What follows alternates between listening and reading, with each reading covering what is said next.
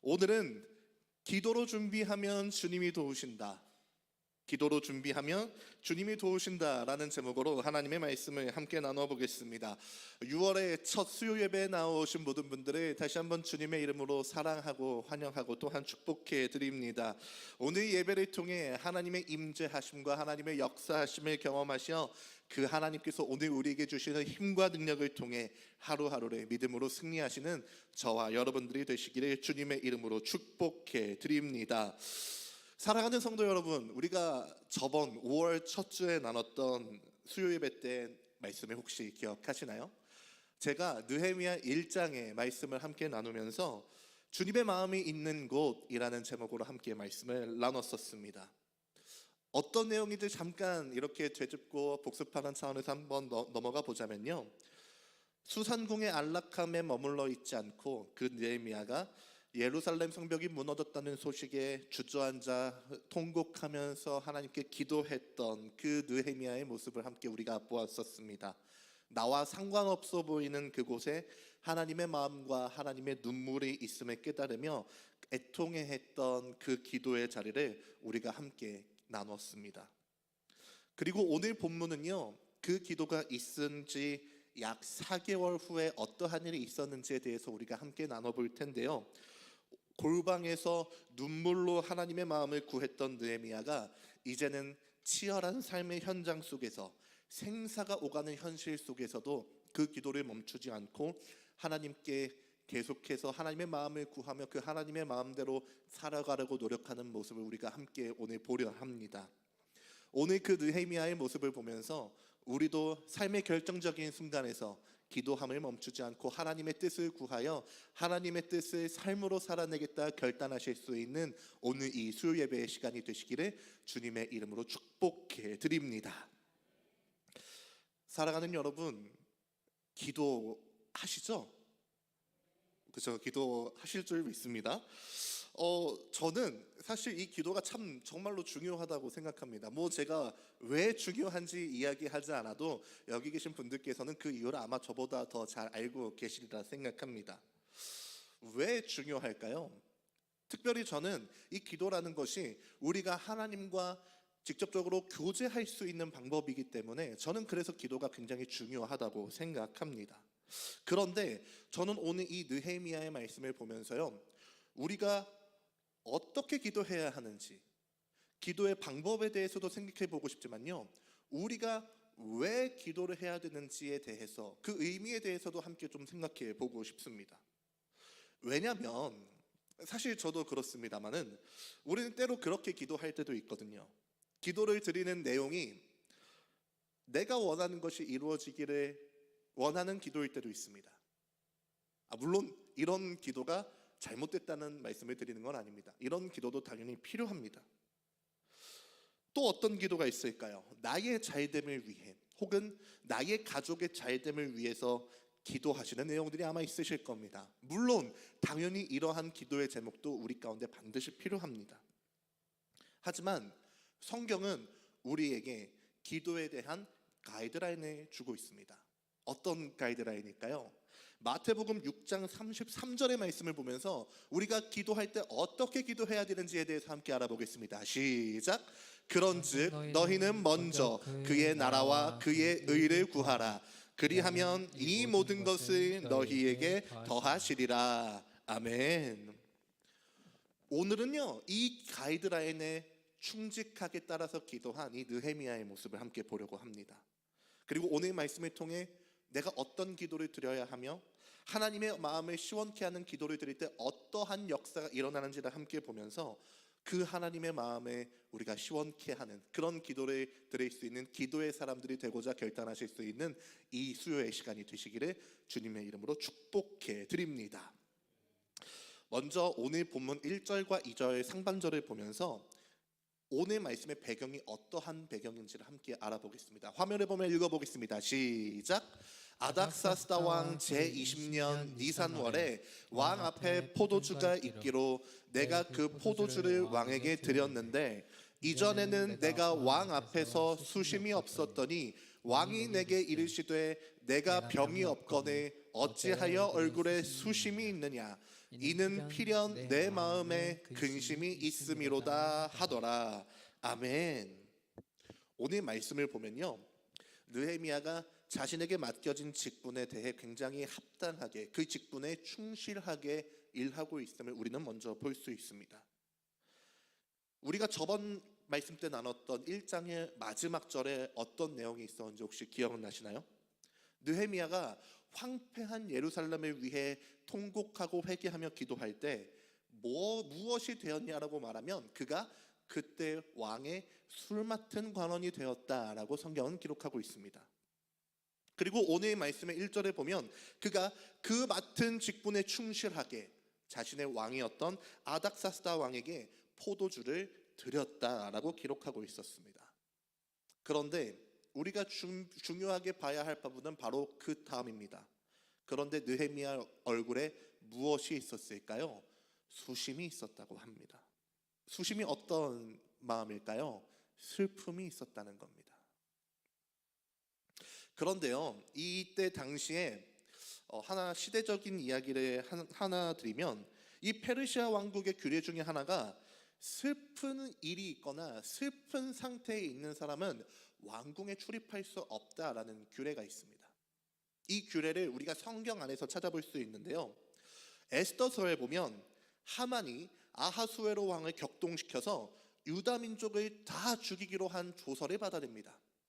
그리고 그 조서가 발표되었다는 소식을 들은 에스더의 삼촌 모르드게가 엄청나게 슬퍼하고 울며 기도하기 시작합니다. 그런데 그가 어떻게 슬픔을 표현했는가? 굵은 베옷을 입고 왕궁 문 앞에 앉았다고 합니다. 그런데 이 굵은 베옷을 입은 사람, 다시 말해서 슬픔 가운데 있는 사람은 왕궁에 출입할 수 없는 규례가 있기 때문에 모르드게가 그 왕궁 안으로 들어가지 못하고 계속해서 왕궁 문 앞에 앉아서 울고 있었다고 에스더의 말씀은 기록하고 있습니다.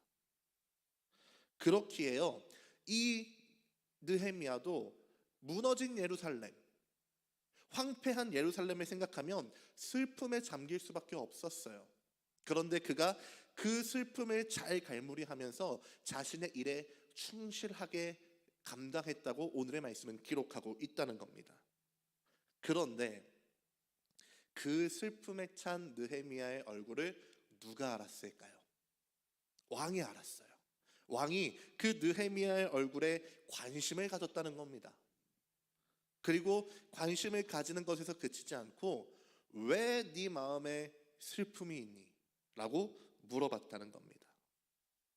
그런데 오늘 말씀에는 이 질문을 받았을 때 느헤미야가 어떠한 감정을 품었는지에 대해서 기록하고 있습니다.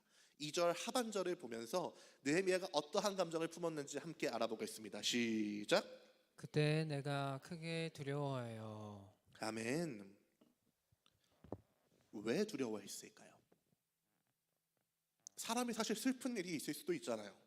슬픈 일이 있지만 내가 해야 될 일을 하러 출근을 하는 것도 사실 우리가 삶에서 당해내는 일이기도 하잖아요.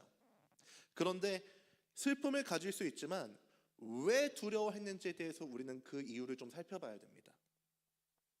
여러분, 슬픈 마음을 가진 사람은 왕궁에 들어가지 못했다라고 제가 방금 설명드렸잖아요. 왜 그러냐면요, 얼굴에 슬픔이 드러난다는 것은요, 자칫하다가는 왕의 분노를 살 수 있는 상황이었기 때문입니다. 감히 네가 내 앞에서 불만을 품어? 이 한마디로 목숨이 날아갈 수도 있는 상황, 바로 그런 상황이 느헤미야에게 닥쳤기 때문에 그가 왕에게 왜 내 얼굴에 슬픔이 있니? 라는 그 질문에 두려워했다라고 말씀은 기록하고 있는 것입니다. 그런데 이 생사가 오가는, 어쩌면 정말로 한마디, 왕의 말 한마디면 당장 목이 떨어질 수도 있는 이 절체절명의 위기 앞에서 느헤미야의 입술에서 어떠한 대답이 나오나요? 저는 바로 이 대답을 통해서 우리가 기도해야 할 때 가져야 할 두 가지의 원리를 찾아볼 수 있는데요. 첫 번째 원리란 바로 나의 안위보다 하나님의 나라를 구하는 기도, 바로 이 기도를 드릴 때 우리가 그 하나님께서 주신 기도의 가이드라인에 따라 올바르게 기도할 수 있다는 겁니다. 3절 말씀을 함께 읽어보면서요, 느헤미야가 어떻게 이야기하고 어떤 기도를 드렸는지를 함께 알아보겠습니다. 시작. 왕은 기왕태 왕은 만세수를 하옵소서. 내 조상들의 묘실이 있는 성읍이 이제까지 황폐하고 성문이 불탔사오니 내가 어찌 얼굴에 수심이 없사오리까 하니. 아멘. 어떤 상황이었다고요? 왕의 말 한마디면 목이 떨어질 수도 있는 절체절명의 위기의 상황이었다고 말씀드렸습니다. 그렇다면 저라면 어땠을까라는 생각을 해봤어요. 내가 느헤미야였다면 어떻게 했을까? 아이쿠 왕이시여, 죄송합니다. 제가 컨디션이 좋지 못했습니다. 살려주십시오 라고 비굴하게 목숨을 구걸하지 않았을까라는 생각이 해보게 되더라고요. 그런데 이 느헤미야는 이런 절체절명의 위기 상황 속에서도요, 자신의 일을 이야기하지 않았다는 겁니다. 어떤 것을 말하나요? 그가 근심한 이유에 대해서 말하기 시작하는데, 그 이유가 바로 무너진 예루살렘, 불타버린 성문, 하나님의 나라와 영광이 훼손된 것에 대한 슬픔과 애통함에 대해서 이야기하기 시작했다는 겁니다. 우리가 서론에서 함께 나눴잖아요. 너희는 먼저 그의 나라와 그의 의를 구하라라는 이 기도의 가이드라인이요, 느헤미야의 입술을 통해 정확하게 실행되고 있다는 것을 우리는 볼 수 있다는 것입니다. 자신의 목숨이 위태한 상황에서도요, 자신의 목숨을 구하기 위해 이야기를 하는 것이 아니라 하나님의 나라를 구하고 하나님의 나라를 위한, 하나님의 마음을 위한 곳을 위해 자신의 마음을 설명하고 있다는 것입니다. 저는 잠깐 여기서 멈춰서서요, 우리의 기도는 어떠한가 한번 점검해 보고 싶습니다. 우리의 기도는 어느 곳을 향해 계십니까? 나의 잘됨, 내 가족의 잘됨, 내 육신의 건강을 위해 기도하는 것 물론 다 필요합니다. 하나님은 우리의 모든 필요를 세심하게 아시고요, 그 필요를 정말로 세심하게 채우시는 놀라우신 하나님이십니다. 하지만요, 우리의 기도가 우리의 필요를 채우는 것에서만 머물러 있다면 우리의 기도는 오늘 느헤미야가 보여준 그 깊은 기도의 경지로 나아갈 수 없을 겁니다. 우리 앞에 얼마나 문제들이 많습니까? 삶에 많은 문제들이 있죠. 남들에게 말할 수도 없는, 나만이 혼자 앓고 괴로워해야 되는 그런 삶의 어려움들이 우리 앞에 있어요. 그런데 우리는 그 삶의 어려움을 우리 앞에 둘 때에도 내 아픔과 내 문제를 먼저 하나님께 토로할 수도 있지만, 그것보다 먼저 하나님의 마음이 무엇인지, 하나님께서 원하시는 것이 무엇인지를 먼저 기도할 수 있는 기도의 용사가 되어야 할 줄로 믿습니다. 하나님, 이 땅에 무너진 하나님의 정의가 세워지게 하여 주십시오. 우리 교회의 영적 성벽이 다시 튼튼히 세워지게 하여 주십시오. 다음 세대의 신앙의 성벽이 튼튼히 세워지게 하옵소서. 이렇게 눈물 흘리며 기도할 수 있는 사람을 오늘도 주님이 찾고 계신 줄로 믿습니다. 그러니 첫 번째로 권면해 드립니다. 오늘 이 밤 저와 여러분들의 기도의 지경이 넓어지는 시간이 되시기를 주님의 이름으로 축복해 드립니다. 나의 필요를 구하는 기도를 넘어서요, 하나님의 나라와 하나님의 마음을 구하는 기도로 우리가 나아갈 때 우리의 기도가 하나님의 마음을 시원케 해드리는 능력의 기도가 될 줄로 믿습니다. 두 번째 기도의 원리가 무엇이냐면요, 바로 삶의 결정적인 순간에 하나님을 먼저 찾는 기도입니다. 자신의 조국, 하나님의 나라를 향한 애통함을 쏟아낸 느헤미야에게 어떠한 일이 벌어질까요? 굉장히 놀라운 일이 벌어지는데요, 4절 상반절을 함께 읽어보겠습니다. 시작. 왕이 내게 이르시되 그러면 내가 무엇을 원하느냐 시기로. 아멘. 페르시아는요, 이때 당시에 가장 큰 영토를 가지고 있는 나라입니다. 가장 큰 영토를 가지고 있다라는 것은 무엇일까요? 페르시아에 가장 큰 권력이 있다라는 겁니다. 그런데 그 가장 큰 나라를 다스리는 최고의 권력을 가진 왕이 지금 술 맡은 관원에게 백지수표를 내어주는 겁니다. 내가 어떻게 해주면 좋겠어? 이 질문을 여기 계신 성도님들이 한번 받아보셨다고 생각해 보시겠습니까? 여러분들은 어떤 걸 구하시겠습니까? 유급휴가 좀 주시고, 돈도 좀 주시고, 일도 좀 줄여주시고, 이렇게 아마 요구하실 수도 있지 않을까. 저라면 아마 그렇지 않았을까라고 한번 생각을 해봤어요. 그런데 느헤미야는 어떻게 했냐는 겁니다. 느헤미야는 이런 결정적인 인생의 기회 앞에서 자신의 것을 말하지 않았다는 겁니다. 어떤 것을 생각했을까요? 느헤미야가 무엇을 생각했는지 4절 하반절의 말씀을 읽어보겠습니다. 시작. 내가 곧 하늘의 하나님께 묵도하고. 아멘. 인생을 바꿀 수 있는 기회 앞이었습니다. 말 한마디라면 자신이 왕 뒤에 서 있을 수 있는, 2인자가 될 수도 있는 절체절명의 인생의 기회 앞에 서 있었다는 겁니다. 그런데 그가 그 찰나의 순간 무엇을 했나요? 기도했다 합니다. 그 기도를 통해 느헤미야는요, 하나님이 무엇을 원하시는지를 짧게나마 기도하고 간구했다라는 겁니다. 그리고 그는 그 마음 가운데 주신 하나님의 마음을 가지고 자신이 원하는 것을 이야기하기 시작했다는 겁니다. 저는 잠깐 여기서 멈춰서서 생각해 보고 싶은 것이 있습니다. 어떻게 그 느헤미야가 그 짧은 순간 잠깐 기도하고 하나님의 마음을 시원케 하는 이야기들을 할 수 있었을까요? 저는 그가 매일 하나님과 기도하는 것을 멈추지 않았기 때문이라고 생각합니다. 매일 하나님과 교제하고 매일 하나님의 마음을 간구했기 때문에 그가 하나님의 마음을 알아서 하나님의 마음을 시원케 할 수 있었다는 겁니다. 1장에 보면요, 느헤미야가 처음 불타버린 예루살렘의 소식을 들은 것이 기슬르월이라고 합니다. 이 기슬르월이 지금 우리가 살고 있는 이 달력으로 치면요, 한 11월쯤 됩니다. 그리고 오늘 2장 1절에 보면 이 기회를 얻은 때가 바로 니산월이라고 하는데 한 3월쯤 됩니다. 3월과 4월 중간쯤 돼요.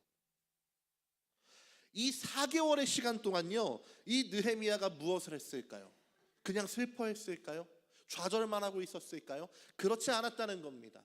이 4개월 동안 이 느헤미야는 하루하루 눈물로 기도하며 하나님의 마음을 알기를 계속해서 이어나갔다는 겁니다. 그렇기 때문에 이 느헤미야가 하나님께서 무엇을 원하시는지를 알 수 있었고, 그가 그 인생의 기회 앞에서 자신이 원하는 것을 원하지 않고 주님이 원하는 것을 말할 수 있게 되었다는 겁니다. 사랑하는 성도 여러분, 저는 바로 이런 기도가 세상을 이기는 기도라고 생각합니다. 우리는요, 종종 기도를 교회에 와서 혹은 새벽 기도의 자리에 나와서만 하는 것이라고 생각할 때가 있습니다. 그런데 진짜 기도의 능력은요, 예배당에 나와서 기도할 때 일어나는 것이 아니라 우리가 이 짧은 매일매일의 순간의 삶을 살아가면서 기도할 때 기도의 능력이 나타난다는 겁니다. 우리가 치열하게 하루하루를 살아낼 때, 일상 속에서 치열한 직장 생활을 하는 도중에 사람들과의 갈등 속에서도 우리가 낭망하지 않고 기도를 멈추지 않을 때 그 기도의 능력이 우리의 삶에 나타나게 된다는 것입니다. 예를 들어 볼까요? 누군가 내 마음을 찌르는 말을 툭 던졌을 때 우리가 욱할 수 있습니다. 화낼 수 있습니다. 하지만 내 감정을 쏟아내기 전에 하나님, 내 입술을 주장해 주십시오. 내가 입술로 범죄하지 않게 도와주십시오라고 기도할 수 있어야 한다는 겁니다. 또 어떤 예가 있을까요? 우리가 인생의 결정을 내리기 직전에, 중요한 결정을 내리기 직전에 하나님, 내가 어떻게 결정하는 것이 하나님께 더 기쁨이 되겠습니까? 하나님께서 원하시는 것이 어떠한 결정이겠습니까? 라고 기도할 수 있는 것이 바로 우리 기도의 사람들의 삶의 모습이어야 된다는 겁니다. 하나님은요, 우리의 삶의 모든 순간 가운데 개입하기를 원하시는데요. 특별히 우리가 어떠한 위기 가운데 있을 때 우리 삶에 개입하시기도 원하시지만 우리가 느헤미야처럼 인생의 기회 앞에 섰을 때도 하나님은 우리의 인생 가운데 일하시기를 원하십니다. 그러니 이 시간 권면해 드립니다. 우리가 이따가도 기도하겠지만요, 우리가 내일부터 시작되는 우리의 그 모든 삶의 자리 가운데에서도 하나님께 기도함을 멈추지 않는 기도의 사람들이 되시기를 주님의 이름으로 축복해 드립니다. 사람에게 무언가 말하기 전에, 우리가 무언가를 결정하기 전에 먼저 하나님께 묻고 하나님의 결정을 구하는 기도의 사람, 그 기도의 사람이 하나님의 마음을 시원케 하는 사람들이 될 줄로 믿습니다. 그러니 그렇게 할 때 하나님께서 우리의 삶을 도우시고 우리 삶 가운데 그 놀라운 능력을 나타내 주실 것입니다. 그 하나님의 능력을 경험하고 싶으십니까? 삶 가운데서 기도를 멈추지 않으시는 기도의 사람들이 되시기를 주님의 이름으로 축복해 드립니다. 마지막 세 번째로요, 우리가 이렇게 기도했을 때 하나님의 나라를 구하며 일상에서 엎드리는 자에게 어떠한 은혜가 부어주는지를 기억해야 합니다. 하나님의 마음을 시원케 하는 사람들의 기도의 결과는요, 인간의 계산과 경험을 뛰어넘는 하나님의 선하신 손길을 경험하게 된다는 겁니다. 찰나의 기도를 마친 느헤미야는요, 5절과 8절까지의 내용을 보게 되면요, 느헤미야가 이제 왕에게 자신이 원하는 것을 구체적으로 설명하기 시작해요. 단순히 저를 그냥 유다에 보내주십시오 라고 말하는 것이 아니라 제가 유다까지 갈 수 있게 그 모든 길을 통행할 수 있는 권리를 주시고 성문과 성벽을 건축할 때 필요한 그 나무들을 제가 가져갈 수 있게 허가해 주십시오 라고 구체적으로 왕에게 말하기 시작합니다. 저는 이 장면을 곰곰이 묵상해 보면서 어떻게 이렇게 준비될 수 있었을까? 어떻게 그렇게 담대하게 말할 수 있었을까라는 생각을 해보게 됐습니다. 왕이 내 소원이 뭐야? 라고 물어봤을 때 그 소원에 이렇게 담대하게 말할 수 있었다는 것은 그가 준비되었기 때문이라는 결론에 이를 수 있었습니다. 어떻게 준비되었을까요? 방금도 나눴듯이 4개월 동안의 하나님과의 교제를 통해 그의 마음 가운데 모든 준비가 끝났다는 겁니다. 그렇기에 어느 순간이 될지 모르는 그 왕의 질문 앞에서 그는 계속해서 준비될 수 있었다는 겁니다.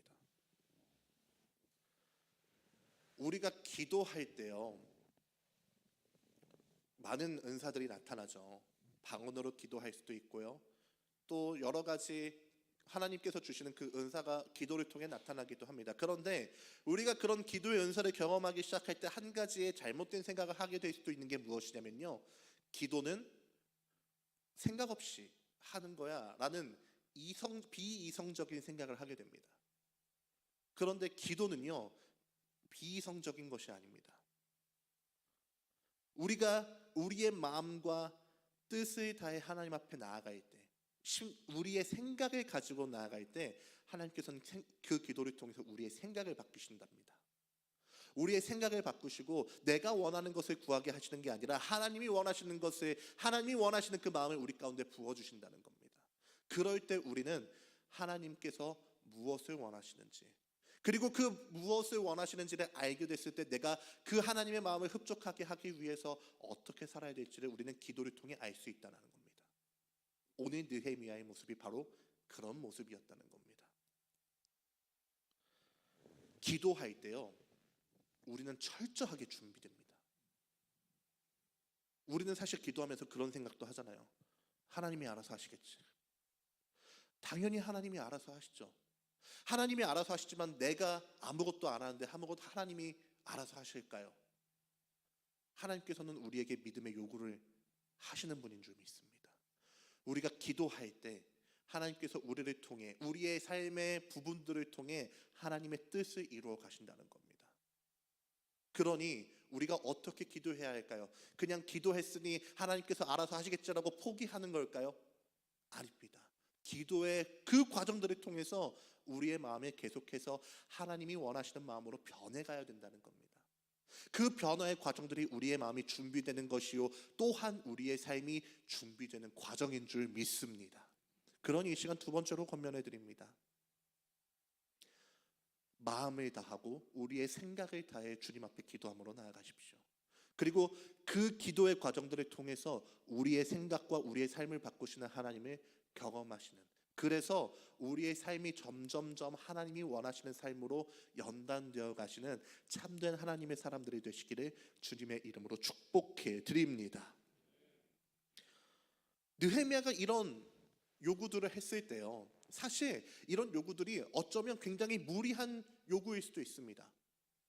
왕은 그저 마음 가운데 소원이 어떤 것인지 그냥 물어봤던 것일 수도 있는데, 이 느헤미야는요 그 가운데에서 정말로 무리할 수도 있는 그 하나하나의 조건들을 다 이야기했다는 겁니다.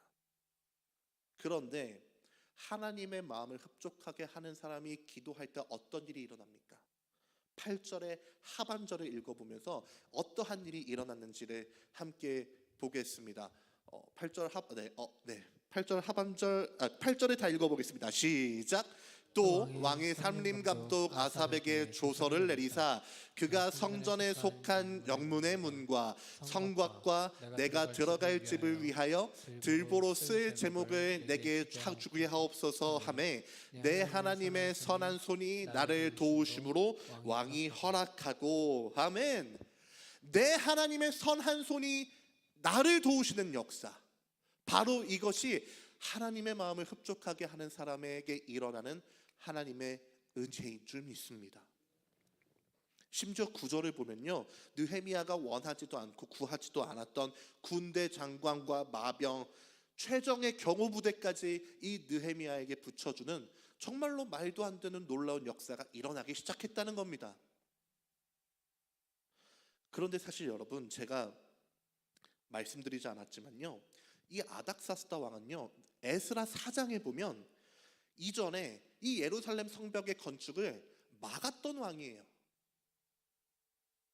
정치적으로 인간적인 계산으로 이 문제를 들여다보면요 절대로 이런 결제가 날 수가 없는 문제가 바로 이 예루살렘의 재건축 문제였습니다. 왜 멈췄냐면 이때 이 예루살렘 근처에 있던 이 유대인들을 싫어하는 사람들이 왕에게 조서를 올렸거든요. 이 사람들이 반역하려고 성을 짓는 겁니다. 그 조서를 받은 이 아닥사스다 왕이 그래, 그 공사 멈추게 해. 그런 상태로 굉장히 오랜 시간 지나왔던 겁니다. 그러니 왕의 한 번 결정은 사실 뒤집어지기 쉽지 않잖아요. 그 어려운 결정이 이 기도의 결과를 통해서 났다는 겁니다. 왜 이런 결과가 났을까요? 느헤미야의 기획력이 너무 완벽해서? 느헤미야가 너무 말을 잘해서일까요? 아니요. 그 이유는 우리가 방금 읽은 9절의 말씀에 있습니다. 내 하나님의 손이 나를 도우셨기 때문인 줄 믿습니다. 그렇다면요, 생각해 보겠습니다. 우리 인생에 닫힌 문들이 있습니다. 내 힘으로는 열 수도 없고 내가 어떻게 해도 해결이 안 되는 문제들이 우리 삶 가운데 있잖아요. 그러면 우리가 그런 인생의 문제 앞에 섰을 때 우린 무엇을 의지해야 됩니까? 안 되는 내 힘을 의지해야 합니까? 문제보다 크신 하나님, 모든 문제들에게 부수시는 그 하나님의 역사하심을 우리는 기대해야 될 줄 믿습니다. 그러면요, 그 하나님의 역사하심을 기대하는 방법이 무엇입니까? 바로 그 하나님의 마음을 기쁘시게 하는 기도를 드릴 때 우리가 그 하나님의 역사하심을 경험하게 될 줄로 믿습니다. 그러니 닫힌 것을 여실 수 있는 분은 하나님이십니다. 그 누구도 우리의 산적한 문제를 해결할 수 없습니다. 오직 하나님만이 가능합니다. 그러니 그 하나님께 우리의 모든 문제들을 내어 맡기시고 내 문제들은 주님께 던지시고 주님의 나라와 주님의 마음을 시원하게 할 수 있는 그 기도를 드릴 수 있는 참된 기도의 사람들이 되시기를 주님의 이름으로 축복해 드립니다. 말씀을 정리하겠습니다. 사랑하는 성도 여러분, 우리의 삶에 무너진 것들이 있습니다. 무너진 성벽이 있고요,